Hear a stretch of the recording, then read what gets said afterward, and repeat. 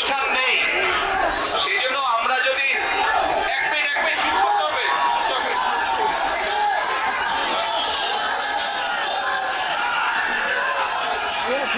আমরা যদি এখন এই রাস্তাটা বন্ধ করে রাখি তাহলে সাধারণ মানুষের চলাফলের অসুবিধা হবে।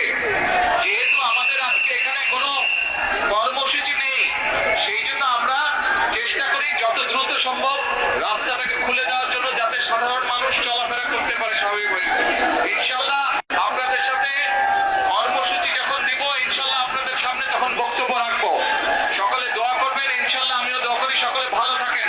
আর একটি কথা, আমাদের যার যতটুকু অবস্থান আছে সেখান থেকে আসুন, আমরা আমাদের দেশটাকে নতুন করে গড়ে তোলার চেষ্টা করি। যার পক্ষে যতটুকু সম্ভব আমরা সচেষ্ট হই দেশের জন্য। কোথাও যদি রাস্তায় একটি কাগজ পড়ে থাকে, ময়লা হয়ে থাকে, দরকার হলে সেটাকে আমরা সরিয়ে দিব।